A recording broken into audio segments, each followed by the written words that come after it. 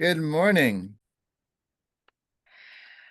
Hello, welcome back.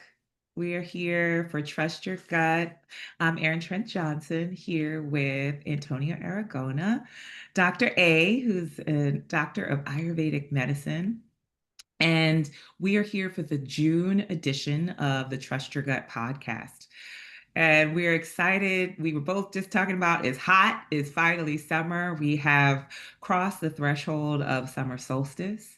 And we are entering this new season or this next level of this season. And we are excited to pick up on our conversation from last month on our daily practices, our small fractal choices for maintaining well being, wellness, and health. And so, as per always, we're going to start with ancient wisdom. And I invite Dr. A to kick us off. Good morning. It's great to be back and share all these gems and pearls of wisdom from thousands of years ago that apply to today, expressing how Ayurveda is timeless or anadi. There is no time that it's restricted to, and all the science that it has to offer, from the spiritual aspect to the, actual science that involves the body, medical science, all these things. It's all spiraling together in the present moment with this greatness, and it's great to sort of pay it forward and continue this tradition of Ayurveda. We need it now more today than ever, especially with the way things are going and evolving or devolving, depending on what your perception is of the current state of the world. So we're starting with a basic understanding in Ayurveda. It's this shloka that goes, Prayojanam chasya swastasya, swastaya rakshanam murtayasya, vikara prashamanam cha. And so basically, Ayurveda says, the purpose, and there are many purposes of Ayurveda, but the primary purpose of Ayurveda is to maintain the health of the healthy and cure the sick from people that are sick, or cure the sickness or reverse sickness or any of these kind of combinations. Is basically like to stay healthy and or prevent getting sick, or if you're sick, to get cured. In the West, we have to be careful using the word cure, but just in the comment commenting of this shloka that it says, protect the health of the healthy and, alleviate disorders of the sickness or those that are suffering. So Ayurveda exists for this purpose. And last time, we were talking about svasta, so being established within your health. And so, you know, um, the opposite of that is asvasta, which is like the absence of health. So swasta is being within the realm of your proper health for your individual biological combination of these things called doshas. Asvasta is the opposite of that. And, um, the abnormal health, basically. And so swasta vritti, or swasta vritta is, it's sort of like the things that are the routines and practices that help to maintain swasta, the things that are to be done within the context of each individual. And then we say in Ayurveda, well, why? Like, okay, it's important to be healthy. Of course, nobody wants to be sick, ideally. And so if people are sick, how can we get to a healthier state? Of course, like people don't want to be sick. And one of the reasons Ayurveda says that being healthy is important is this next shloka, which is also Charaka Sutrasthana 115. It's Dharma Artha Kama Mokshanam Arogyam Mula Mutam Rogastasya Parahartaha Sresyasyo Jivitasya Cha. And so basically, you know, the absence of disease is the ultimate route or best way to achieve one's dharma, artha, kama, um, and moksha. So dharma, artha, kama, moksha. And so what are these things? And so in Ayurveda, it's like, well, to be healthy means that we will be less encumbered so that we're capable of living our dharma, which is like our purpose. And so each one of us has a purpose. No one's here by accident. So that person that's lying on the floor in the middle of, Broad Street here in Philly with the homeless sign, they serve a purpose. If they serve no purpose, they wouldn't be here. They wouldn't be in a body. They wouldn't be on a planet. They would be on the floor. We might say poor them, pity them, call, all these things that we might go into perceiving a judgment. But on a bigger scale, on a bigger picture, and this is self-identified, self-realized, self-awareness, it has purpose. It might not look Mhm. like our purpose, but it is purpose. Whatever role people are playing in their life, if they're aligned with the roles of the purpose that they're here for, regardless of what it might look like to other people, if they're authentically in alignment, then they're living their dharma.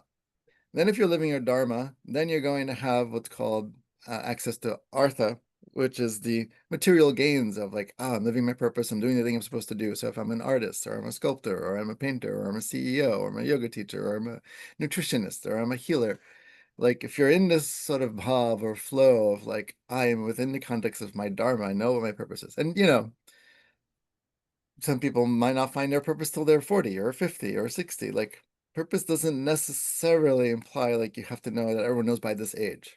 If you know earlier, Mhm. this is nice. And then also, if you know earlier, your purpose can sometimes change, where you were meant to do one thing and then you shift to doing something else, and you're still in line with this purpose because it's understood in a soul level, jiva level, there's purpose. So what's the next purpose, right?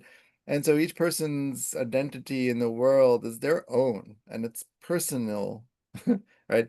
So purpose, and then what you're doing in the world that's enjoying, the enjoyment is the kama, the enjoyment of the material gains. So you're actually able to enjoy the things that you're doing, that you love what you're doing. Not that person that's sitting there doing 60-hour work week and they're like, I hate this job, I hate being here. I'm just doing this for a check because I don't know what else to do. This is not dharma, right? Or maybe at a really deep level, if they're really clear, it might be their dharma to undergo this process because of, you know, other soul contractual considerations that are like, yeah, you need to be a secretary now, like, and if you can accept that, that might be the truth, then it might be a little easier. But these are all the things to self-reflect. But nonetheless, the trajectory I arrive at is like you're in good health, so you can do your dharma, so you can do your artha, so you can do your kama. So enjoy the things that you're gaining, and because you're doing it in the context of your purpose. And then the moksha comes in the sense of the freedom, the liberation, the the sense of like, I'm moving through the world with more ease because I'm enjoying this sense of life and I'm living my fullest capacity and I'm in really good health to do so. All right, so Ayurveda is set up so that, well, if you're sick, you're either going to push through and try to get access to your, dharma, artha, kama, moksha, or if you're sick, we're going to try to like get you to feel better so you can do this thing more, whatever it is, and then you can continue to spread wider and cast the net, more so, covering more angles in life, so that when you complete your life cycle, you're complete, right? And so this is not a bad thing. And so then Ayurveda says, how do we do this? Yes. Well, it's like, well, then you know yourself, and you know yourself in and out through creating space. And, we have, within the consideration of Ayurvedic wisdom, this understanding that people have thrown around over decades, maybe millennia, hundreds of years, there's no rule book to life. So the closest thing to having a rule book and how to live life is Ayurveda. This is the Mhm. rule book because it covers all stages of life. It covers preconception, it covers conception, it covers, when uh, the child is born, it covers, adolescence and adulthood, and then the senior, like it has descriptions far and wide, covering all the aspects of life, including when it's time to die, what that looks like, how do we know, what do you need to put in place, what are the things we should be reflecting on, has all of that covered. Right? I know you want You to know ask something. you know I do. I could see it. You know, I like try not to raise my hand. Well, first of all, I think the first thing I want to name was the aha, or not, the constant aha that I have with you. Hmm. And as we talk about dharma, and like as we talk about whether this is a part of your spiritual practice, I think, across a myriad of spiritual practices and ideologies, and ideology is not even the right word, philosophies around the world. Um, I'd say most indigenous, pre-colonial spiritual knowledge systems see purpose and the identification with our purpose as a key guidepost for our health and well-being, our well-lived life. And this is forgotten, right? Just as you said, you were talking about that 60-hour work week. Well, uh, until we became uh, actualized through our labor, actualized through our jobs, right? Until that became a core part of our identity, which absolutely comes out of Western colonial capitalism, right? That wasn't how we were oriented in this life. Hmm. And so, for the purposes of survival, I believe that, I was right. I was sitting here and thinking about, oh, how easily people can, and I am people, right? I Hmm. think for the first half of my career, my life, which with as I think about my adulthood, I think about it in terms of my career. When I think Hmm. about the time I left my parents' house, that was uh, the time when I was now oriented towards career. Um, and that was how I was raised for survival. And so the idea that purpose would actually be the foundation of my well lived life, that seemed like an extra. That seemed Hmm. like if you get the chance to link your purpose to your work, Hmm. good on you. Yeah. And that's great. And hopefully you'll be able to do that. But that is not a requisite for survival in Hmm. this culture, in this society, in this country, in and I think in Western society. So, like the programming that would Hmm. say, "Oh, um, I get healthy so I can work," right? And I know this is still the case, right? This is still even embedded in my own mindset, where I'm very much aligned to my purpose, um, and my purpose work as a foundational component to how I orient myself in the world. But yet and still, I'm like, oh, I got to figure out how to get better so I can work. I can't, Yeah. my not being able to work is the litmus test for how healthy I am. Yeah. But can I sit up to work? When I tell people if I'm not well, it's like, well, I couldn't work. So you know it was bad. Hmm. That understanding, right? And I am sitting from a place of deep privilege where my not being able to work means I could put on a shirt, didn't even have to put on like acceptable pants and show Hmm. up on a computer screen, right? I get to do that. But Yeah. for folks who life survival is about, getting to a physical plant, a job, a place to put Hmm. food on the table, to not be able to work could be the deciding point as to whether or not your family survives, you survive. Hmm.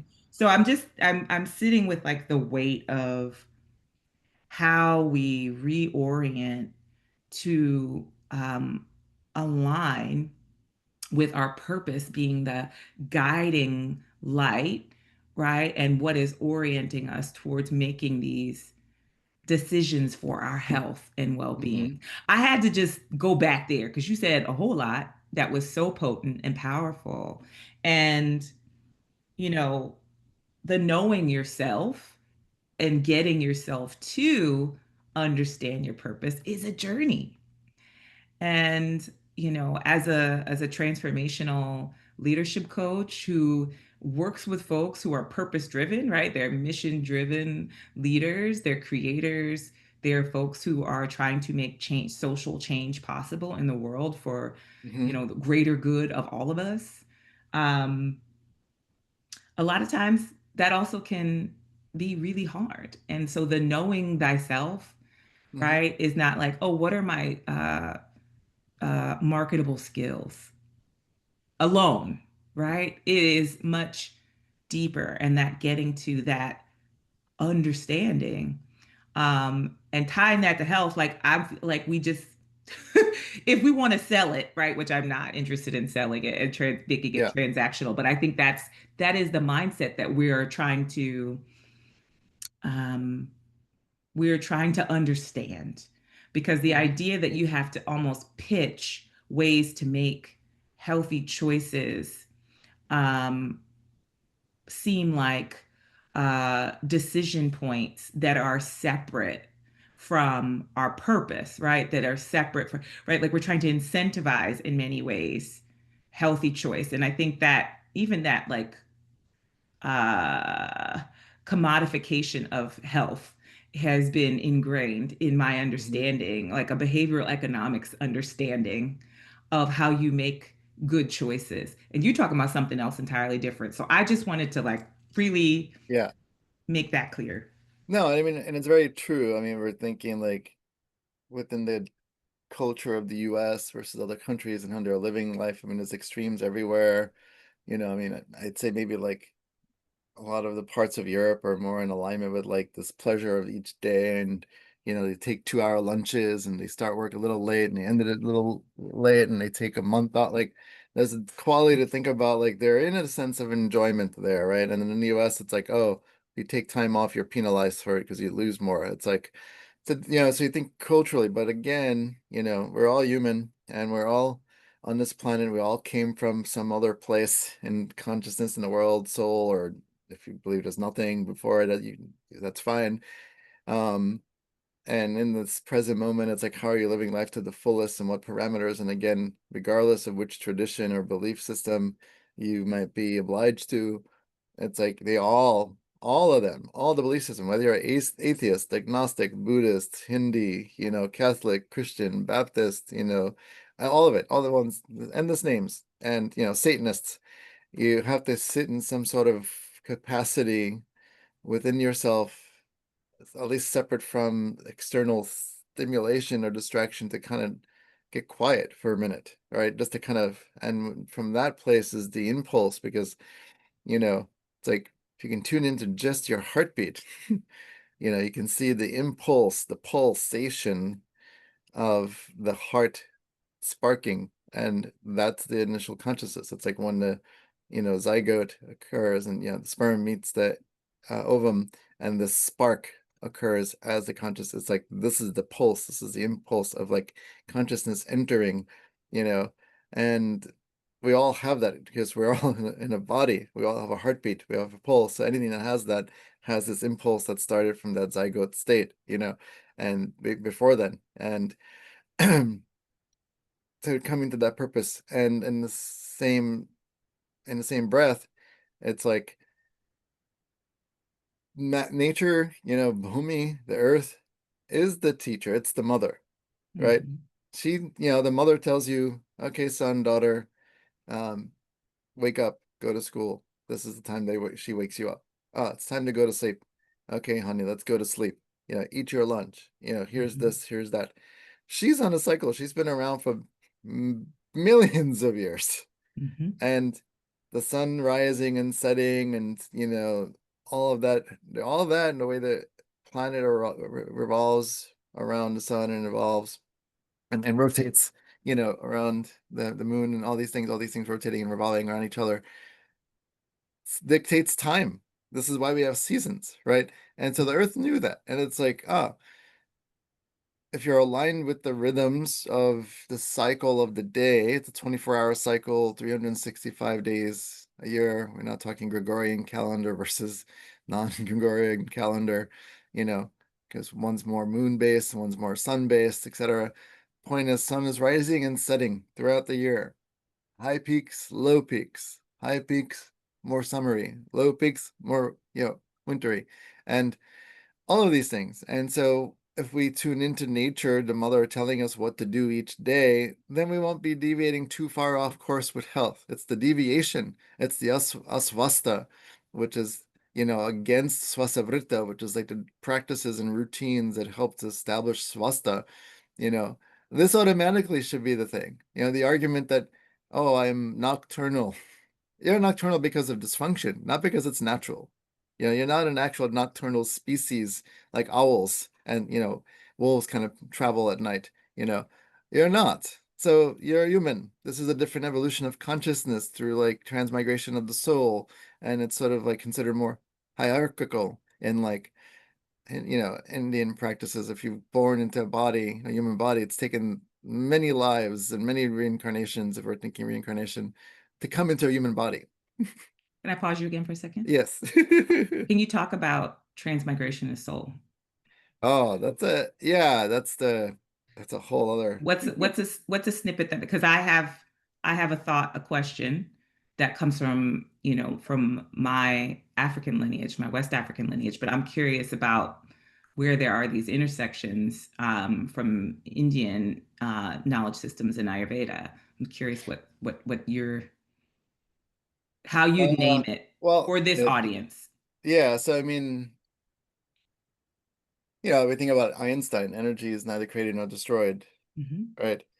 And if we knowing that there is this energy that also takes form of human consciousness, human being, then there's no creation of it. It's just moving from one thing to the next. Things are always Hmm. in flux, right? Hmm. So, you know, going into physics and knowing like, these visionaries that have this capacity to see the entire universe, just by sitting in silence, you know, and contemplation, inwardly and outwardly. There was this understanding that like, well, there are things, like a simple example. How do we know that transmigration lives? Because they qualify within the Ayurveda darshana, or like this philosophy.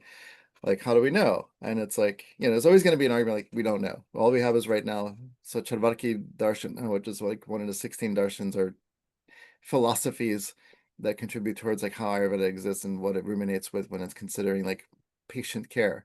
It take a lot of information in one snippet, but they don't believe there's before or after. There's only now, and it's only now, and this is it. So of course, Ayurveda acknowledges all of it. You have Shiva has form, and Shiva has no form. It's all of it. No one's wrong. And so within the idea, Ayurveda saying, well, we know a soul exists, and we can break down how we can look for it, where we can find it. There's a whole chapter that talks about like how do we find it? How do we know? And a simple way of just thinking about it is like when a mom's pregnant and you know um she has cravings, right?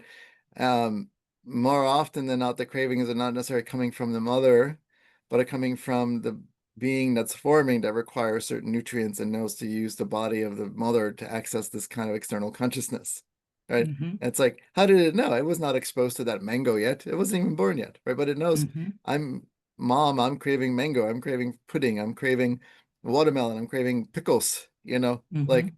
and some of these things can go into physiological interpretation of like, oh, there's deficits and so the body's compensating. Yeah, but we also can distinguish when it's like a craving and it's the baby wanting this versus like mom always likes pasta, she's just eating more pasta now, or Hmm. I am an aversion to it. So I mean, it's not the strongest of the argument to describe like how we know transmigration exists, but it's it supports the idea of reincarnation because we can qualify how we know things based on, the present moment and what people are presenting with that kind of indicate there's a knowing that they had before, that wasn't just learned in this lifetime.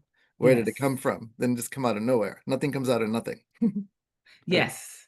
So there must be this idea that there's something else, and then it's just kind of moving within itself from consciousness to consciousness. It's like you bump into a person you've never seen before, but you have this alignment with this person that feels like, wow, I've seen you before, you know? And it's Hmm. like, there's no coincidence. Of course you knew each other, you know? Yes. And so I don't know if that helps to kind of like a snippet. We might have to do a whole podcast on like transmigration of the soul, reincarnation, how we know, all these things.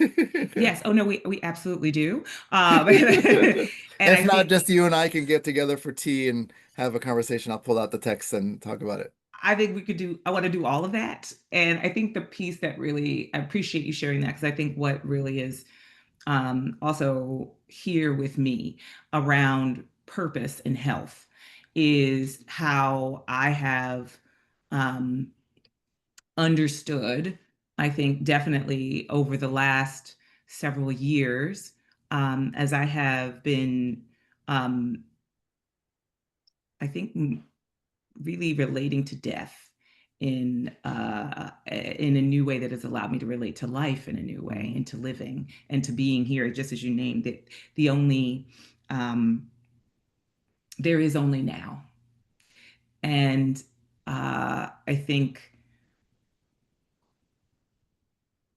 prior to my remembering um, my Yoruba and West African knowledge systems, my multiple West African and African knowledge Hmm. systems that very much um, are connected to I believe in the transmigration of the soul. Hmm. And when I connect with my ancestors and the spirits of collective ancestors um, who survived the transatlantic slave trade, who Hmm. survived Yep. enslavement, who survived Jim Crow, who survived Great Migration, who survived the Great Yep. Depression, right? Who survived. And in the bodies of the survivors was great wisdom that has been passed forth to me. um, I look at my daughter and I see my daughter, and everyone in my family is like, "Oh, she's been here before. Oh, we know who that is. Oh, we know who that is." And this Hmm. is this is common, right? I think Yeah. in my Black African American family, and I think in many families, oh, we know who that is. Oh, this one's been here before, and that is happening, and also that what gets passed forward, Hmm. in my understanding of epigenetics, right, is also the patterns of unmetabolized grief, the patterns of Hmm. unmetabolized disease, and suffering. Um, and there was also choice. And so Yeah. one of the stories that I think has been really useful for me in my liberatory living, in my living that challenges um, the expectations of capitalism to move towards my purpose and health every day, is a story of Igbo landing, where there was a ship of Yep. enslaved Africans who, when they were about to disembark the ship um, off of the coast of Charleston, South Carolina, they said, no, we're going back home. And back home meant to walk right into the water Hmm. and to go home to the mother, to Yemaya, right? To go Yeah. home.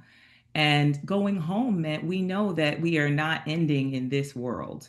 We Yep. know, and I want to say this for anyone who's listening, right? This is beyond the concept of um, taking one's life or ending one's life. This is a recognition that there was a choice to reconnect with the ancestors and that was living.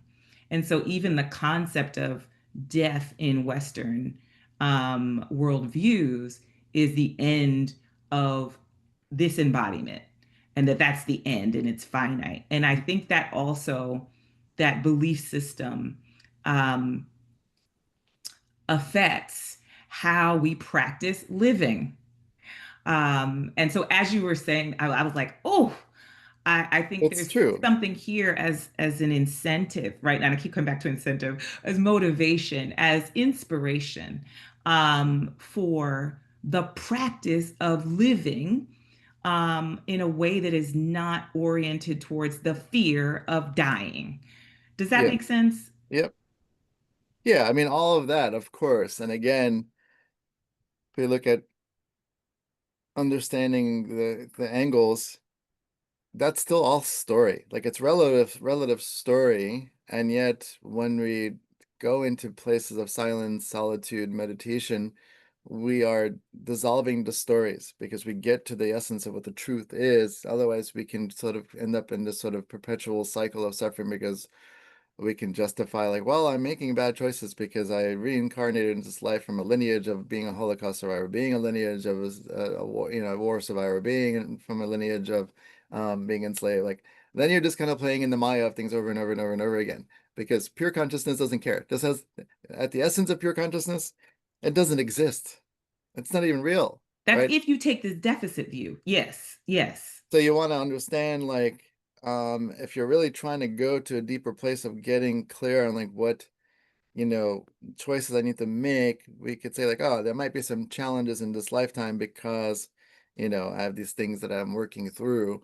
But when you really can make the space for it, it cuts through very quickly, like a really clean surgical knife, right? Hmm. And that gives you more of the leverage of like understanding like, oh, in this life, I'm going to honor this condition, this tradition that was based on lineages of generations of things. Yeah. And you also know you're not bound to it. It's not a story that you should be like stuck to as if it's an anchor of your life. It's not. It plays Hmm. a role, but how much of a role, that depends on how much you perceive it plays that much of a role. And again, if you're really following the essence of your soul, then, we've had major beacons from all around the world, different countries, different, towns, different that are not, you know,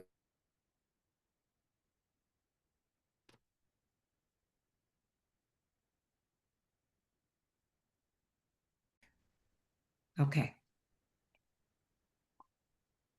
ready. Hmm. Great. Yeah, so welcome back. Yes. Yeah, just to kind of wrap up the last point, which because that can go into many levels, but it'll deviate from the point of today's podcast. It's understanding like some of these things can play a role in our choices made and shouldn't be limiting the choices that we make at the same Hmm. time. Um, so when we come back to knowing where am I at within the context of my health? Am I in svasta or am I in asvasta? And if I'm in svasta, what am I doing to help maintain that? And if I'm in asvasta, then what am I doing to maintain that? And like the original definition of charaka that I read earlier about Ayurveda is about, curing the diseases of the sick and maintaining the health of the healthy. It's like, well, how do we do that? And the simple things to be considered that should be implemented are, in an ideal state too, rising with the sun and setting with the sun. So waking up around when the sun rises in the morning. And this is, important because that changes throughout the year as the sun is, just doing its rotations and all these things, in the solar system and how it's like just rotating through the sky, um, revolving, I mean, and saying, oh, okay, so I have to get up as the sun is getting up, and then I should start considering going to sleep when the sun's going to sleep a little bit after that. And then when do I eat my meals? Well, I eat when I'm appropriately hungry, which can happen on average 2 to 3 times a day around the meal times. So breakfast is like around 8:30, lunch is around noonish, dinner is around, 5 to 7, no later than 7. Like we think about what's happening these times of days. And Ayurveda is the original intermittent fasting. So this fad of intermittent fasting is not new to Ayurveda, and it's not new to like African culture. It's not new to Peruvian culture. It's not new to Native American cultures. They were eating things consciously. They were eating things according to their metabolism. They were eating things according to the time of year. They weren't just sitting around, talking, passing the peace pipe and just snacking, adhyasana or bhaksha, which are like snacking or eating between meals. They weren't doing that. There wasn't the plenitude of food to have this abundance that we need to snack all day long, you know? And Hmm. of course, so if you're not having snacks and you're eating at the appropriate meal times and appropriate meals per your metabolism, per time of year, per your time of life, per time of day, then there's nothing that happens in between. You're intermittently fasting naturally. It's almost like, and I read an intermittent fasting that came out like 7 years ago. I read as like, of course, we already knew this. This is a no-brainer, you know, and um, understanding if I'm in swasta, I'm going to eat when I'm hungry. I'm going to eat till I start to feel full. I'm not going to overdo it. I'm going to eat for my constitution that feels like, oh, I'm a construction worker versus a secretary versus, you know, um, working as a massage therapist, working as a yoga teacher. I'm going to eat per my metabolism, my physiological capacity. And just move forward. And it's like, okay, so these tidbits of thinking, how much am I eating? When am I eating it? Am I eating at the right time? Grazing diet, not good because you're not a cow, you're not a horse, so you're eating throughout the day. Their metabolisms are different than human beings. And so we have to think smartly about these kind of things. In the US, nowhere else in the world, in the US, we created this idea in the 50s and 60s, breakfast is the main meal of the day. Are you a farmer? If you're not a farmer, then probably not. And then Mhm. what were they eating? They weren't eating inappropriate things like orange juice with sausages and eggs and toast. This is incompatible. This causes a lot of inflammatory issues, indigestion on a cellular level, swelling, all these things. Ayurveda knows, what makes the connections between disease and health. And so they're eating smarter, easier, cleaner, and per time of day and per what they're physically exerting that they require to replenish. Drinking a gallon of water a day, but you're just sitting in an air-conditioned room, you should not be doing that, especially if you're overweight and diabetic. No. But Western science, oh, drink a lot of water, 8 glasses of water a day, half your body weight in ounces of water a day. Ayurveda is no, this is not proper. You know, Ayurveda doesn't look at food from the caloric intake and protein distribution compared to carbohydrate, compared to fat, compared to grains, and breaking this down on a number scale. This is inappropriate in Ayurveda. This is not really identifying ourselves within the context of our metabolism, within the context of where we're at within our health, within the context of the season that we're living in, within the geography that we're living in, eating local versus eating things that are imported. So when we think about tidbits and things to take away from like this kind of, this topic of the podcast where the little tidbits in maintaining health and preventing disease, it's like start simple. What are your portions? How much are you eating? If you put your two hands together and you're exceeding the volume that can exist in your two hands, you're overeating already. Then are you chewing your food or are you just like shoveling down? Of course you're going to have indigestion. You're expecting the stomach to do more work. The mouth is like the blender. That's the first line of things. If you're just kind of like chewing a couple times and swallowing, then you're putting a lot of strain. Of course, you're going to get some gas, bloating, indigestion, stool constipation, and indigestion. The mouth should be the blender. I remember an Ayurvedic colleague, she said, why do people do smoothies here in the US? I'm like, because we're trying to be healthy. She's like, yeah, but that's the unhealthiest practice. I'm like, I know. But, in the West, we're very delicate and sensitive. So we need to eat on the go. We eat these smoothies here and then all these things. And she's like, the mouth is the blender. Why do you need to put food in the blender to eat it? I'm like, well, unless you're elderly or a child and you eat purees, then probably not healthy, right? And portions, then And timing. portions. And then Mhm. it's like, oh, I work from 10 to 12. I have many patients that are like either therapists or counselors or teachers and surgeons that are like, I'm in the middle of surgery during that time. Then I'm like, well, then, you're missing an important time of day to eat if you're properly hungry while you're doing a surgical procedure. It's not ideal, but then you have to like think about what is ideal. I will get the next meal. But if your surgery's done at 4 and that's your first meal, then of course you're going to have things like if you're living your dharma because you want to live as a surgeon and you're loving being a surgeon, Ayurveda has this spectrum of like what is ideal and then what is real. If you're a Mhm. nighttime worker, a night shift worker, then of course you're not going to be sleeping at the right times, eating at the right time. So we maximize time for that person that's going to minimize how much the avalanche will fall later versus nothing at all, even if it's not the ideal, right? If you're a mom and you're, parent to like 3 kids and you're taking care of them and working full time, uh, it's, this is the life, this is part of the karma, but you're like measuring that to what health ailments do I have? And do they have enough momentum that if I become debilitated, then the lifestyle that I'm sustaining becomes unsustainable? Then what happens when I'm in a debilitated state and I can't continue? Like it's a delicate balance and it's not always the easiest, but these are choices that have to be made because at the end of the day, if each one of us is the center of our world and we're not there and things are going to fall apart, how will things continue without us? And do we want those things to happen? How do we maintain our health so we can continue being the center of each of our worlds? Because we're each responsible for things. And, a lot of things depend on all of us to some degree, some variation, some capacity, of course. But it's like how much of that is going to be fostered or interrupted or handicapped, right? based on choices and what is ideal. Sometimes you can't get ideal. You can just work within what's real. And what's real is like, well, I went from not eating to like trying to eat small portions and trying to get to sleep by 10 because that's the ideal time. Everything else is a work in progress. Then that's good. This is still progress, right? Because it's not perfect. If you're living in a lifestyle you've created, and going back to your original point, um, most people are not living doing the work that they love, Mhm. right? It's true. It's statistical. One of my colleagues and I were talking about this years ago, and she's like, because, I'm like, I've been living as an Ayurvedic doctor for many years, and, my schedule, 90% of the time is as such, and I have the freedom to create this kind of schedule, but I am when I work many hours from 60 to 80 hours a week, I love it. It's such a love for me. It's not Mhm. depleting me. I'm living Mhm. in alignment with like what my bigger purpose is. And I had a purpose before when I was doing case management, social work, and I did that for many years. And then I was like, at the essence of what I was doing there brought me to the essence of what I'm doing now. And I loved what I was doing, but I really love what I'm doing now. Right.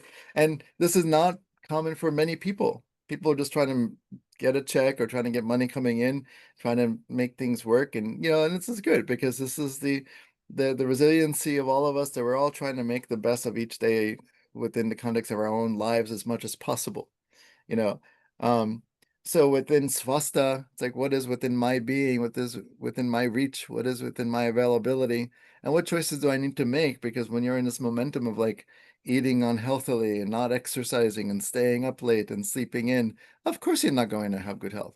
But you have to understand, like, how in Ayurveda we point out that those are the things contributing to ill health, which becomes asvasta. Western medicine won't point that out so much. You know, Ayurveda has it so broken down that when you stay up past 10 o'clock at night and you're within certain constitutions and over a period of time, you will get X, Y, and Z.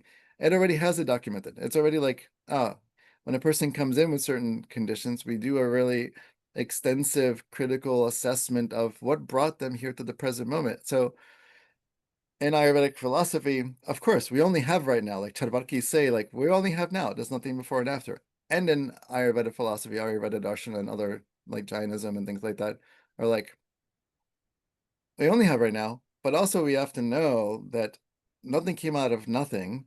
So if I have diabetes, it doesn't come out of nowhere. It didn't come out of Mhm. not. It didn't. That. It didn't come from.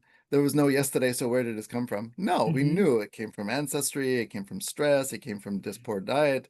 Poor lifestyle. We know the history of the conditions coming in today, and then we can say with a little bit of a leap futuristically in Ayurveda, we have this sight to say, like, well, if you're on this trajectory, you will end up in this disease paradigm because it's been understood by the seers that could see all universal consciousness. If you Mhm. do X, Y will happen. Of course, like you have to have that much awareness working within the context like we only have right now. So if right now you're doing the best that you can and you're authentically aligned with that, then you have to trust that whatever unfolds is still part of your process. Because reality is, it's still part of your process because it's happening. That. So Right? this is where I feel like we're gonna lead to part three. Yeah, I think we're gonna end up doing part three. We Yes. are. Yes. We're going to go to part three. And you know what? There's two things that are coming up for me as we're closing out. One, actually, I'm gonna just say one thing. Today's the new moon in Cancer. This is the initiation or the beginning of a new lunar cycle. And as we've been talking about living in alignment with season, living in alignment with nature's guidance for us, I'm really sitting with what we are starting. What are the practices that we can start right now, today, with the new moon, with the energy of the new moon in Cancer, with our fractal small choices towards living well? Um, yeah, is there a closing word that you have or something that you feel like is supportive in taking us forward from this new moon day for our setting intentions? Yeah. So one thing to have clarity on is wherever we are all at in this given moment in time right now, that everything that led us here, we did the best that we could with what we knew that brought us here. Mhm. And to have a certain level of humility, humbleness, appreciation, gratitude, and non-judgment about how we all arrived here, and acknowledging for ourselves, I've made it to this moment, right? Because there's some people that don't make it to the moment, right? Because people are dying in wars, especially more and more now, and suicides have increased again, and all of these things, and to some way, to some degree, they're liberated, right? They're in moksha because they're no longer in a body, so they're more free. And if their incarnation goes somewhere else where it goes, then that's great. But those of us that are here, to wake up in the morning is already understanding the simplicity of the fact and sort of bringing it back full circle. We must have a purpose because we're still here. Because if we close our eyes and didn't wake up tomorrow, we completed our purpose. So if we open our eyes and are able to perceive the day, however we perceive it, we still have purpose. What it is, we don't know. But if it's the simplicity of like, I'm awake, my eyes are open, and I'm just breathing right now, even if it's just barely breathing, I'm still breathing. So I must still have some purpose. And so the intention is to acknowledge that I must have purpose, because if I didn't, I wouldn't be here. And That's what to right. do with that, we can continue in the next part. That's right. That's right. Well, I want to thank you, Dr. A, for that new moon blessing. I am definitely carrying that forth with each moment, in each moment, giving gratitude for my purpose, for your purpose, for you doing your purpose work, which has been supportive in me living well and doing my purpose work, and seeing that beautiful connection in living, in our choice to live well. Um, I hope that you have a wonderful new moon and wonderful day. And I'm looking forward to seeing you for part three Yes. when we come back in July. Yes. We Thank thank you. you all. You know that you can find Dr. A because he does telehealth and he is available to meet with you, whether you are in this country or not, if you're in Philly or not. And you can find him at stillpointayurveda.com.